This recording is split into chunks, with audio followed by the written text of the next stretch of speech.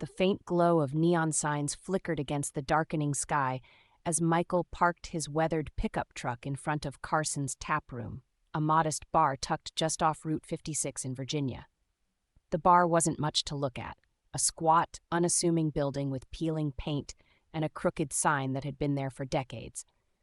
It was the kind of place where locals, truckers, and tired travelers came to find solace in a cold drink and the hum of forgettable conversation. Michael had been back from deployment for just over a week, and tonight he was searching for the kind of quiet only a dimly lit bar could provide. He pushed the door open, and the familiar creak of the hinges echoed into the room. Inside, the air was warm and thick with the mingling smells of beer and fried food. The jukebox near the wall buzzed faintly, spinning out a low, scratchy rendition of an old Willie Nelson tune. Michael took a step inside, scanning the crowd with practiced ease. Most of the faces were unfamiliar, save for a few older regulars hunched over the bar and a couple of young men attempting to play pool in the far corner. Michael chose a small table in the back, one that was out of the way but gave him a clear view of the room. His faded jeans and plain gray shirt blended into the muted tones of the bar, though the slight scuff on his boots and the rigid posture he carried gave away his military background to anyone observant enough to notice. He settled into the chair, ordered a glass of water from the server who passed by, and leaned back. His thoughts began to wander, drifting to the family he would see again soon. His mother had been planning a big meal to celebrate his return, and his sister's kids were eager to bombard him with stories about school and their new puppy. A faint smile crossed his lips at the thought. The peace of the moment shattered when the door swung open with a loud bang. The sound made Michael glance up instinctively. A group of men strode in, 6 of them in total, their heavy boots thudding against the wooden floor. They were older, all wearing leather jackets adorned with patches that told a story to anyone who cared to look. Their laughter was loud and rough as they slapped one another on the back and made their way toward the bar. Michael's gaze flickered over them before returning to his glass of water. He wasn't interested in trouble, and from the looks of it, these men carried trouble wherever they went. As Michael nursed his drink, the group's leader, a tall man with a thick, graying beard and sharp eyes, caught sight of him. The man froze mid-laugh, his gaze locking on Michael like a predator spotting something unfamiliar in its territory. He muttered something to his companions, and they all turned to look. Their laughter faded, replaced by a quiet tension that seeped into the room. Michael could feel their eyes on him, but he didn't react. Instead, he let his focus drift to the jukebox, trying to ignore the unease that was settling in. At the bar, the group had huddled close, their voices low but their glances unmistakably directed at Michael. The leader, whose name was Ray, whispered something that made one of the others chuckle, though the sound was less amused and more mocking. Michael sipped his water, his calm exterior hiding the sharpened awareness he felt.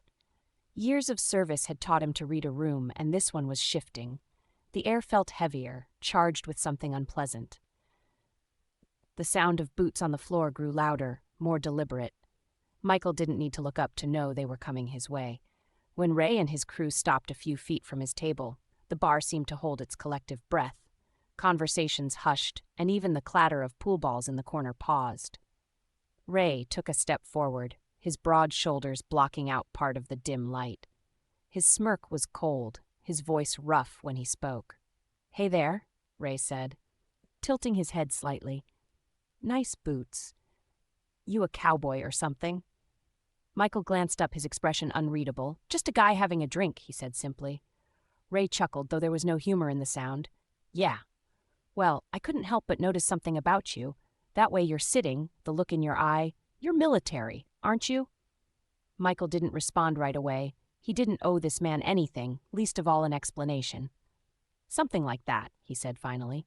The answer wasn't enough for Ray. He leaned in closer, his voice dropping but losing none of its edge. "Something like that, huh? Well, I've seen a lot of soldiers in my time, guys who've earned their stripes, and you." He looked Michael up and down, a sneer curling his lips. "You don't look the part." Michael felt his jaw tighten slightly but kept his tone even. "I'm not looking for a conversation." Ray's smirk widened, but it didn't reach his eyes. He turned slightly, addressing his group but keeping Michael in his peripheral vision. "What do you guys think? Does this guy look like he's seen the inside of a barracks?" One of the men snickered. "Probably picked up those boots at some surplus store. Whole thing's an act." Michael set his glass down with a measured movement. His calm demeanor didn't waver, though the weight of their stares pressed heavily on him. He knew their type, men who thrived on confrontation and sought to assert dominance wherever they went. He had no intention of playing into their games, but ignoring them wasn't working either. "I'm not here to impress you," Michael said, his voice steady. "I'm here to relax, so if you've got a problem, maybe you should take it somewhere else." The challenge in his words hung in the air, and for a moment it seemed as though Ray might let it go. But then he laughed, a low, mocking sound that carried across the room. "Relax, huh? Sure doesn't sound like you're trying to relax. Sounds like you've got something to prove." Before Michael could respond, Ray reached out and grabbed the edge of the table, leaning in closer. "Tell you what, why don't you show us your tags? Prove you're the real deal. Otherwise, you're just another guy playing dress-up." Michael's eyes met Ray's, unflinching. "I don't owe you anything." The tension in the bar was thick enough to cut with a knife. The bartender had stopped mid-pour, and the regulars were watching with wary eyes. Ray's smirk faltered for a fraction of a second, but his pride wouldn't let him back down. He straightened, his voice rising just enough to draw more attention. "Yeah, that's what I thought. A fraud. You don't belong here, pal." The room felt like it might explode under the weight of the moment. Michael's muscles tensed, but his training kept him calm. He knew how quickly a situation like this could escalate, and he wasn't about to be the one to start something. Still, when Ray took a threatening step closer, Michael had no choice but to prepare for what might come next. Ray lunged, his hand reaching for Michael's collar. The movement was sloppy, telegraphed by the anger written all over his face. Michael reacted instinctively, his body moving before his mind could catch up. He sidestepped the grab and caught Ray's wrist, twisting it behind his back in a fluid motion. With a firm but controlled push, he forced Ray forward, pinning him against the edge of the table. The room erupted in gasps, the sudden shift in energy leaving everyone frozen in place. Ray let out a sharp yelp of pain, his bravado crumbling as quickly as it had flared. Michael held him there for a moment, his grip firm but not cruel, the calm authority in his movements unshaken. "I told you," Michael said, his voice low but unmistakably commanding. "Think twice before starting something you can't handle." Ray squirmed against the table, muttering curses under his breath. The men with him stood frozen, their earlier arrogance now replaced with uncertainty. One of them, a wiry guy with a nervous tick in his left eye, stepped forward with his hands half raised.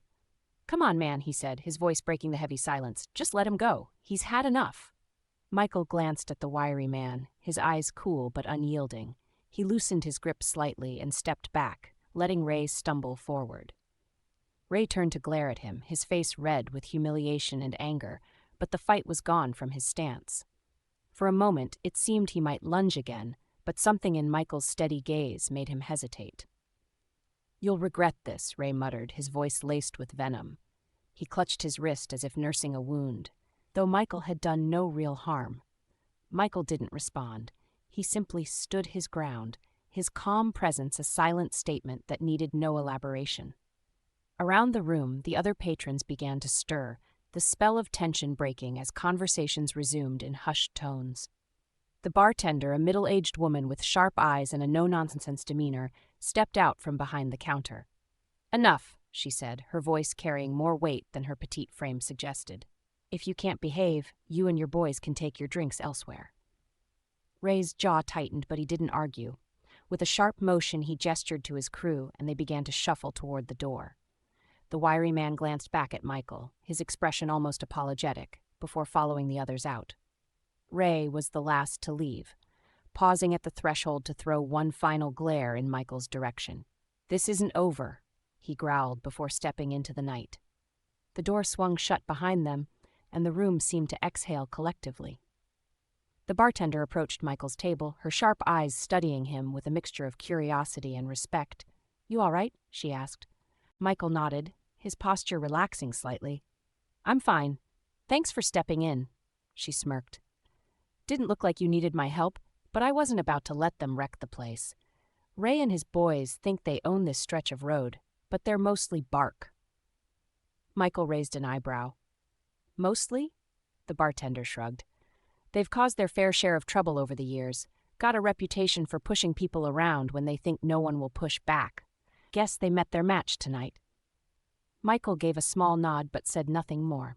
He wasn't looking for praise, and the confrontation had left him with little appetite for further conversation. The bartender seemed to sense this and backed off, returning to her post behind the bar. The rest of the patrons resumed their activities, though a few stole glances in Michael's direction, their expressions a mix of curiosity and quiet admiration. Michael finished his water and left a tip on the table before heading for the door. The night air was cool against his skin as he stepped outside, the faint sounds of crickets filling the silence. His truck waited under the dim glow of the bar's flickering sign, a comforting constant in a world that often felt unpredictable. As he climbed into the driver's seat and turned the key, his thoughts drifted back to the incident. It wasn't the first time he'd encountered hostility since returning home, but it never failed to leave a bitter taste. People like Ray, with their assumptions and their need to tear others down, were a reminder of the challenges that came with transitioning back to civilian life. The drive home was quiet, the road stretching out ahead of him like a ribbon of darkness, punctuated by the occasional glow of passing headlights. Michael's house was a modest one-story tucked at the edge of a wooded lot, a place he'd chosen for its solitude. He parked the truck in the gravel driveway and sat for a moment, staring out at the shadowed trees before finally stepping out. The porch light flickered as he approached, casting a faint glow over the worn steps. Inside, the house was quiet, the faint smell of pine lingering in the air from the candle he'd lit earlier that evening. He set his keys on the counter and headed to the small living room, sinking into the worn couch with a heavy sigh. The confrontation with Ray had stirred something in him, a mix of anger and frustration that he couldn't quite shake. It wasn't just the incident itself, it was what it represented.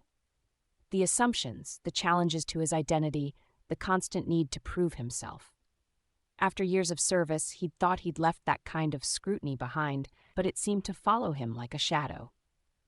The next few days passed uneventfully. Michael busied himself with small tasks around the house, repairing a loose fence post in the yard and working on his truck when the weather allowed. He tried to push the bar incident from his mind, but it lingered at the edges of his thoughts, a reminder of the tensions that seemed to bubble just beneath the surface of everyday life.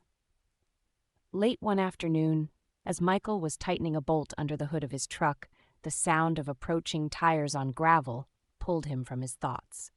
He straightened, wiping his hands on a rag, and turned to see a motorcycle pulling into the driveway. The rider was one of Ray's crew, a wiry man with thinning hair and a leather jacket that looked too big for him. Michael recognized him as the one who'd spoken up during the confrontation. The man cut the engine and climbed off the bike, removing his helmet with hesitant movements. His posture was cautious, almost apologetic, as he stepped closer, stopping a few feet away. "Michael, right?" the man asked, his voice tentative. Michael nodded but didn't speak, waiting to see what the man wanted. The man shifted uncomfortably, stuffing his hands into his jacket pockets. I wanted to come by and say I'm sorry for what happened the other night." Michael raised an eyebrow, his expression unreadable. "You were part of it." "I know," the man said quickly, his face flushing with guilt. "I didn't stop it, and I should have. Ray, he's got this way of riling people up, and I went along with it. But that doesn't make it right. I've been thinking about it ever since, and I wanted to tell you that." Michael studied the man for a long moment, his gaze steady. The man shifted under the scrutiny, his discomfort evident, but his sincerity unmistakable. "Why now?" Michael asked finally, his tone even. The man shrugged, looking down at his boots.